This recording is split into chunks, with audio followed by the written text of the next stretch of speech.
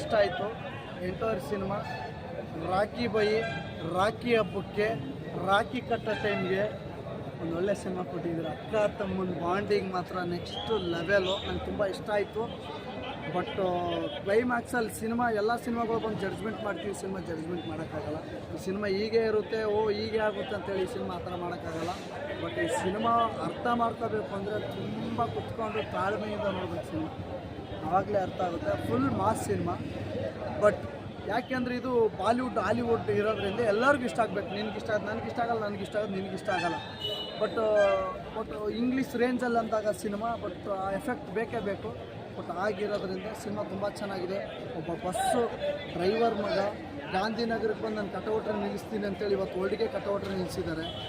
But ಇದು ಕನ್ನಡದ ಗೆಲುವು, ಕನ್ನಡಿಗರ ಗೆಲುವು. ಯಾಕಂದ್ರೆ ನಮ್ಮ ಕನ್ನಡದವ್ರು ಹೋಗಿ ಇವತ್ತು ಈ ಮಟ್ಟಿಗೆ ಹೆಸರು ಮಾಡಿದ್ದಾರೆ ಅಂದರೆ ಬಟ್ ನಮಗೆ ಖುಷಿ ಇದೆ ಸರ್. ನಾನೊಬ್ಬ ಕನ್ನಡಿಗನಾಗಿ ನನಗೆ ತುಂಬ ಖುಷಿ ಇದೆ, ಹೆಮ್ಮೆ ಇದೆ.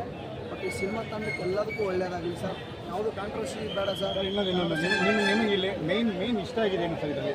ಈ ಸೀನಲ್ಲಿ ಯಾವ ಸೀನ್ ಇಷ್ಟ ಆಯ್ತು ನಿಮಗೆ? ಅದು ನಿಮಗೆ ಅಕ್ಕ ತಮ್ಮನ ಕ್ಯಾರೆಕ್ಟರ್ ಸರ್. ಓಕೆ, ಅದರಲ್ಲಿ ಏನು ಇಷ್ಟ ಆಯ್ತು ಸರ್ ನಿಮಗೆ? ನನಗೆ ಅದರಲ್ಲಿ ಆ ಬಾಂಧವ್ಯ ಇದೆಯಲ್ಲ, ಅಕ್ಕ ತಮ್ಮ ಹೇಗಿರಬೇಕು, ತಮ್ಮನ ಪ್ರಾಣ ಉಳಿಸ್ಕೊಳ್ಳೋಕೆ ತಂದು ಜೀವನ, ಅದೆಲ್ಲ ಹೇಳ್ಬಾರ್ದು. ಬಟ್ ಸಿನಿಮಾ ಬಂದು ನೋಡಿ ಚೆನ್ನಾಗಿದೆ. ನೀವೇನು ಸರ್ ಸಿನಿಮಾ ಸ್ಟೋರಿನೆಲ್ಲ ಇವ್ರು ಇಲ್ಲೇ ಕೇಳೋ